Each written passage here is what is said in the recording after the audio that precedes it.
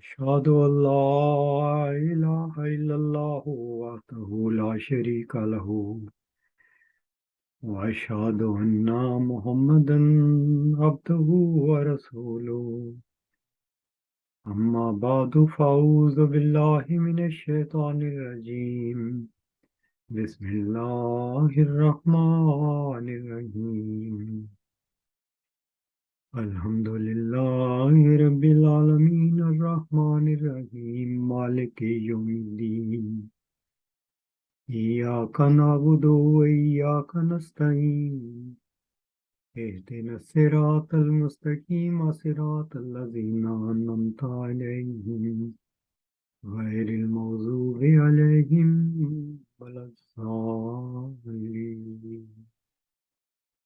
آمین۔ انسان کی آزمائش اس وقت ہوتی ہے جب اس کو کوئی غلبہ یا طاقت یا کوئی اختیار مل جاتا ہے، تو پھر یہ کہ وہ شخص انصاف اور حقوق العباد کا منصفانہ خیال رکھے، ایک بہت بڑا امتحان ہوتا ہے، اور بہت ہی کم ہیں سوائے ان کے جو خدا تعالیٰ کا خوف اپنے دل میں رکھتے ہوں، یہ ذمہ داری منصفانہ رنگ میں نبھا نہیں سکتے۔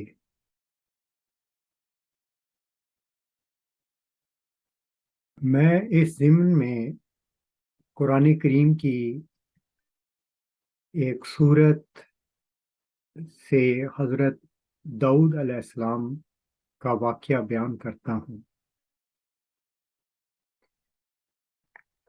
حضرت داؤد علیہ السلام کو اللہ تعالیٰ نے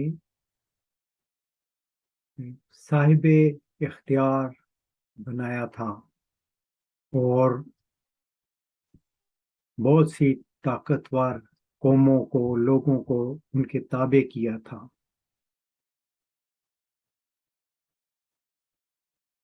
قرآن کریم میں آتا ہے کہ ہم نے اس کی حکومت کو مضبوط کیا تھا اور اس کو حکمت اور فصل الخطاب یعنی بہت قاطع دلیل اس کو بخشی تھی۔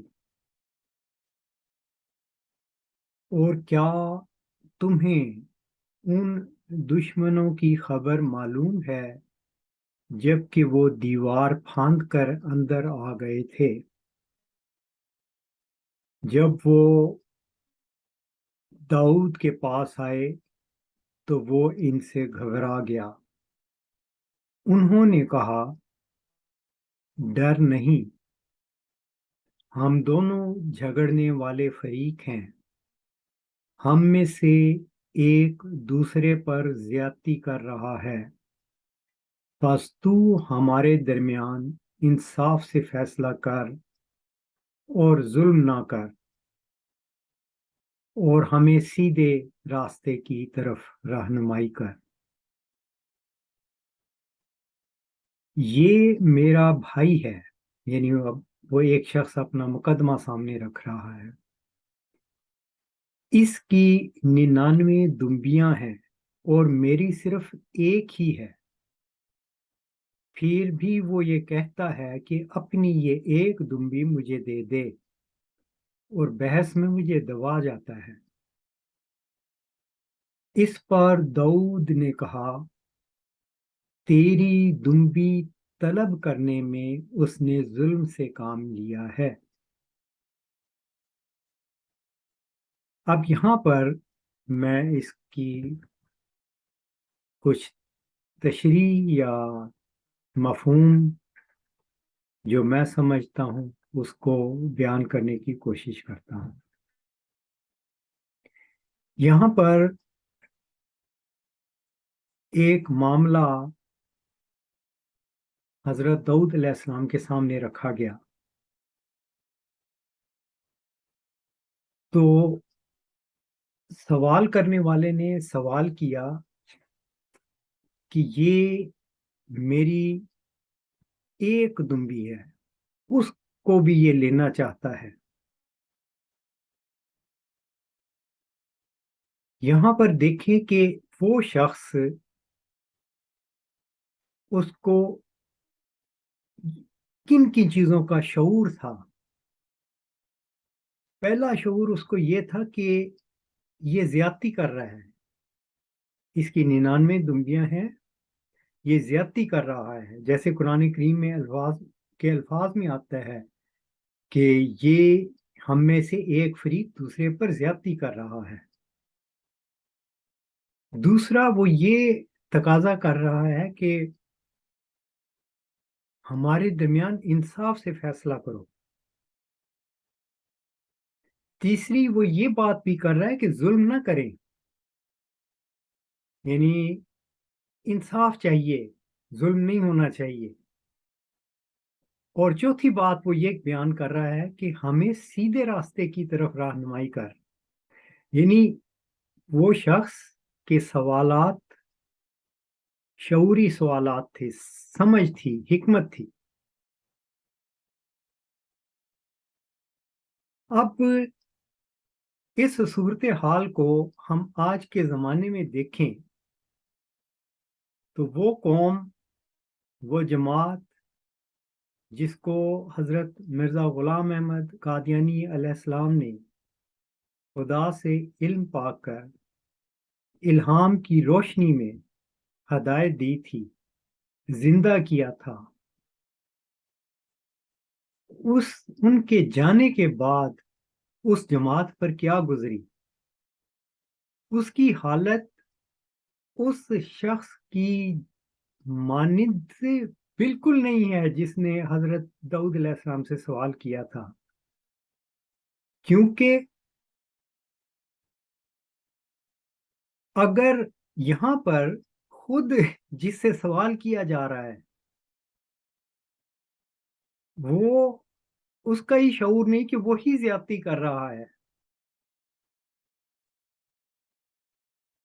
یعنی ہم یہ دیکھتے ہیں کہ ایک حاکم وہ کہتا ہے کہ تمہارے پاس جو بھی مال و دولت ہے وہ ہمیں دے دو، جیسا کہ نظام نو میں انہوں نے مرزا بشیر الدین محمود صاحب لکھتے ہیں کہ جو میں نے نظام پیش کیا ہے، چاند نسلوں میں ساری دنیا کی جائیدادیں ہمارے قبضے میں آ جائیں گی۔ وہ ایک غریب عورت جس کی ایک مرغی ہے، وہ بھی ہمیں مرغی دے دے تاکہ ہم اپنے گھوڑوں کے شوق پالیں، ہم اپنی خوبصورت گاڑیوں کے شوق پالیں، ہم منقولہ اور غیر منقولہ جائیدادیں بنائیں اور یہ سب کچھ کریں اور ساری دنیا کی دولتیں اپنے لیے سمیٹ لیں، کسی غریب کے پاس کوئی چیز نہ چھوڑیں۔ تو یہ جماعت اس شخص کی طرح نہیں کہ جو یہ سوال کرے کہ آپ تو بے انصافی کر رہے ہیں، یہ تو ظالمانہ طریق ہے کہ غریب کی کم از کم ضرورت کو بھی لے لیا جائے، یہ انسان کے بنیادی حقوق کی خلاف ورزی ہے۔ اور ہمیں کس راستے پہ آپ ڈال رہے ہیں، یہ سوال جماعت کرتی ہی نہیں، اور جماعت کا یہ رویہ خدا تعالیٰ کی 20 فروری 1886 کی پیش گوئی کی سچائی ثابت کرتا ہے، کیونکہ مردے ہیں جو سوال نہیں کرتے، زندہ شخص اپنے حقوق، اپنے فرائض جانتا ہے، اگر اس کے حق مارے جا رہے ہیں تو وہ اس پہ سوال اٹھاتا ہے، یہاں پہ سوال اٹھانے والا ہی کوئی نہیں۔ تو 20 فروری 1886 کی پیش گوئی میں تھا وہ جو قبروں میں دبے پڑے ہیں، تو جماعت کو سوچنا چاہیے کہ یہ ہم کس جگہ کھڑے ہیں، ہم بمنزلہ مردہ لوگوں کے ہیں۔ اچھا، اب اس میں ایک اور اہم نقطہ وہ ہے جو حضرت داؤد علیہ السلام نے اس شخص کو جواب دیا کہ تیری دمبی طلب کرنے میں اس نے ظلم کیا ہے۔ یعنی یہ سوال اس کے ذہن میں آنا، جس کی 99 دمبیاں ہیں، کہ میں اپنے بھائی کی جس کے پاس ایک ہی دمبی ہے وہ بھی لے لوں اور اپنی سینچری مکمل کر لوں، وہ جائے مرے، کس کو کیا پرواہ ہے، میری 100 پوری ہونی چاہیے۔ حضرت داؤد علیہ السلام فرما رہے ہیں کہ ایسی سوچ پیدا ہونا، ایسا سوال پیدا ہونا ہی ظلم ہے۔ وجہ اس کے کہ اس کی ایک دمبی بھی چھین لی جائے، یا اس کی ایک غریب عورت کی مرغی لے لی جائے، جو کہ عملاً لے لی جاتی ہے۔ تو حضرت داؤد علیہ السلام فرماتے ہیں کہ ایسی سوچ پیدا ہونا، ایسے سوالات پیدا ہونا ہی ظلم ہے۔ اب ہم یہ دیکھتے ہیں کہ حضرت مسیح موعود علیہ السلام نے جب کتاب الوصیت لکھی تو اس میں آپ نے ایک جگہ یہ تحریر فرمایا تھا کہ یہ جو وصیت کے اموال اکٹھے ہوں گے، اس میں بہت سے اور مصلحتیں ہیں جن کے اظہار کا یا جن کے ہونے کا بھی ذکر کرنا قبل از وقت ہے۔ اپنے وقت پر یہ چیزیں سامنے آ جائیں گی۔ اچھا، اس بات کو مرزا بشیر الدین محمود صاحب نے جواز بنا کر تحریک جدید پیش کر دی کہ یہی وہ تحریک ہے جس پہ جو الوصیت کا اصل مقصد تھا، اپنی طرف سے گھڑ لیا ایک، اور اسی میں پھر یہی بیان کیا تھا کہ نظام نو میں کہ اس طریقے سے جو میں ایک نیا نظام پیش کر رہا ہوں، ساری دنیا کی جائیدادیں ہمارے قبضے میں آ جائیں گی۔ اچھا، اگر آ جائیں گی تو پھر اگلے سوالات پیدا ہوتے ہیں کہ آپ کے قبضے میں کیوں آئیں، عوام کے قبضے میں کیوں نہ رہیں۔ حضرت مسیح موعود علیہ السلام نے تو اسی کتاب میں لکھا تھا کہ ان اموال میں کمزوروں، بیواؤں، غریبوں کو، اور وہ جو کوئی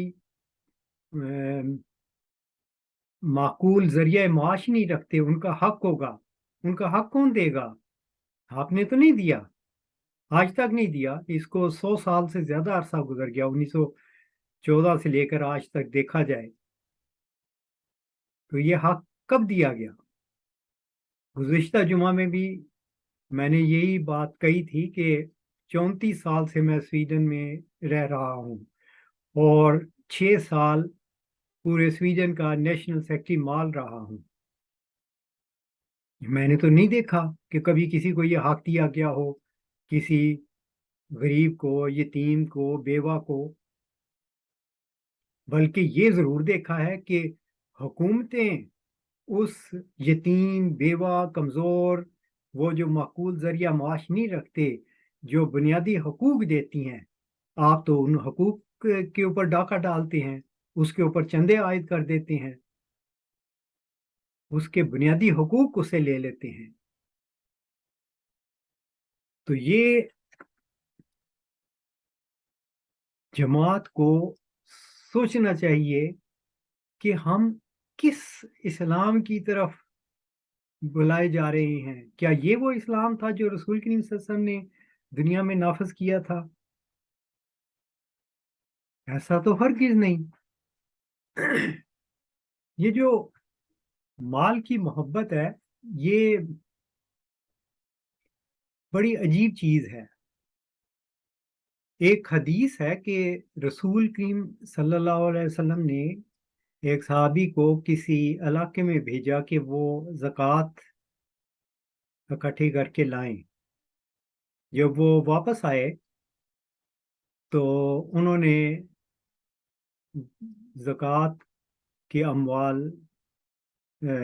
رسول کریم صلی اللہ علیہ وسلم کے سامنے پیش کیے، اور پھر کہا کہ یہ کچھ چیزیں ہیں جو مجھے تحفہ کے طور پر لوگوں نے دی تھی، جیسے یہاں نذرانے دیے جاتے ہیں نا، اس لیے یہ میرا حق ہے، یہ مجھے دی گئی ہیں، یہ اسلام کے لیے نہیں دی گئی۔ تو رسول کریم صلی اللہ علیہ وآلہ وسلم کا چہرے کا رنگ بدل گیا، یعنی شدید ناراضگی پیدا ہوئی، اور آپ نے فرمایا اگر تو ایسا ہی کوئی قابل عزت شخص ہے تو تجھے چاہیے کہ اپنے ماں باپ کے گھر میں بیٹھ جا، اور پھر میں دیکھوں گا کہ کون تجھے یہ نذرانے اور تحفے دیتا ہے۔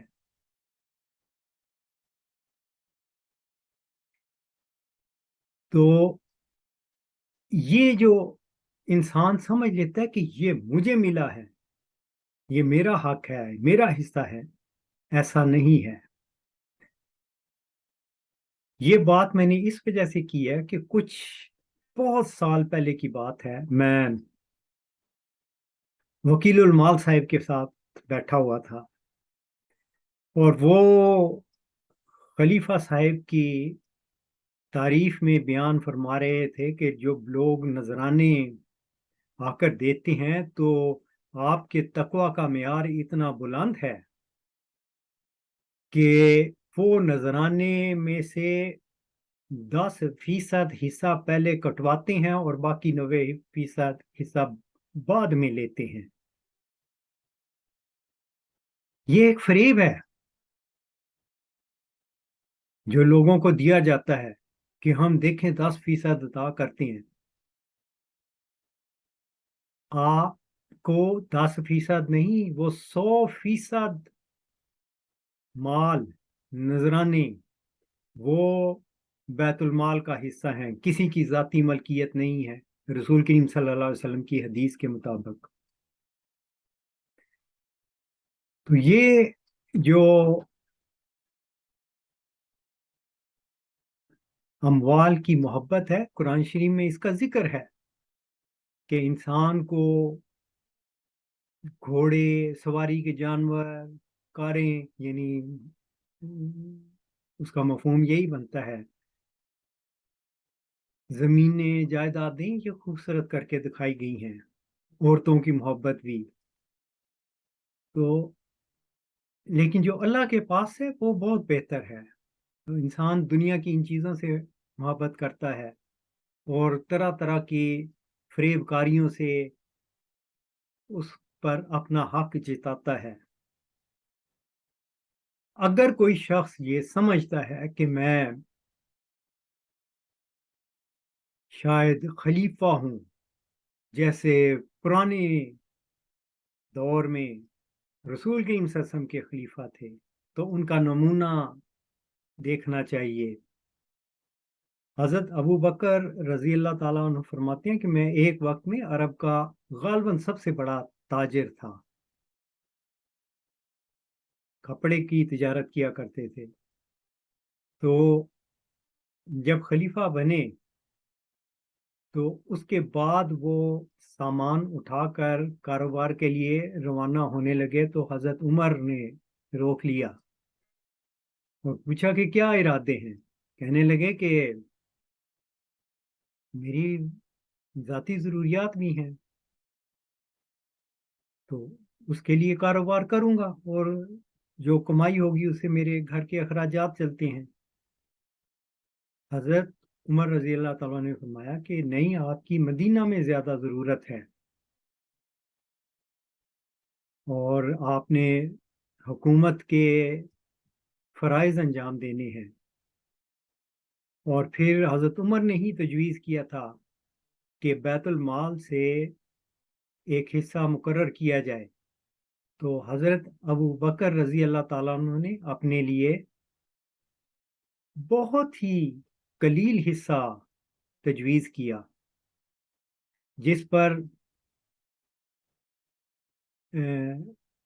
جو ایک مزدور کی مزدوری کے برابر شاید بھی نہیں تھا، اس پر حضرت عمر رضی اللہ تعالیٰ نے کہا کہ یہ تو اس سے تو گزارا نہیں ہوگا، تو حضرت ابو بکر نے جواب دیا تو پھر مزدور کی مزدوری بڑھائی جائے۔ تو کیا جو یہ دعویٰ کرتے ہیں کہ ہم بھی اسی خلافت کے نام پر اسی طرز پر ہیں، یہ نمونہ دکھا سکتے ہیں کہ جماعت کے وہ کمزور لوگ جس کا الوصیت میں ذکر ہے، کیونکہ حضرت مسیح موعود علیہ السلام اچھی طرح جانتے تھے کہ وہ حاکم وقت نہیں ہے، اس لیے جماعت کے اموال کو انہوں نے خرچ کرنے کا ایک طریقہ بتا دیا کہ وہ جو معقول ذریعہ معاش نہیں رکھتے، کمزور ہیں، یتیم ہیں، بیوہ ہیں، ان کو حصہ دیا جائے۔ تو کیا یہ اپنے لیے اتنا ہی حصہ مقرر کریں گے؟ یہ تو ان کو کچھ دیتے ہی نہیں، بلکہ ان کے پاس جو کچھ ہے وہ بھی لے لیتے ہیں۔ تو کیا مماثلت ہے ان کی؟ پھر ہم حضرت عمر رضی اللہ تعالیٰ عنہ کو دیکھتے ہیں کہ وہ تو راتوں کو اپنے کاندھوں پر راشن اٹھا کر لوگوں میں تقسیم کرتے تھے، ضرورت مندوں کے ہاں۔ تو کیا یہ اس نمونے پر چلیں گے؟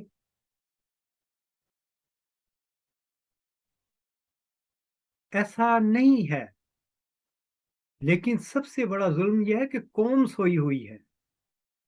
قوم جاگے تو یہ سوالات اٹھائے کہ یہ سب کیا ہے، جواب طلب کریں۔ میں فیض کے اس شعر پر اپنے خطبے کو ختم کرتا ہوں، کیونکہ ایک امید کہ ایسا وقت آئے، اور میں سمجھتا ہوں کہ اللہ کے وعدوں کے مطابق ضرور انشاءاللہ آئے گا۔ خدا ہی جانتا ہے کہ اس کی اصل حقیقت کس رنگ میں پوری ہوتی ہے۔ حضرت مسیح موعود علیہ السلام نے فرمایا تھا کہ پیش گوئیوں کی حقیقت خدا تعالیٰ کے سپرد کر دو، وہی سب سے بہتر جانتا ہے۔ تو لیکن اس امید پر کہ انشاءاللہ ایسی صبح ضرور طلوع ہوگی۔ فیض کا شعر ہے، کب نظر میں آئے گی بے داغ سبزے کی بہار، خون کے دھبے دھلیں گے کتنی برساتوں کے بعد۔ وآخر دعوانا ان الحمد للہ رب العالمین۔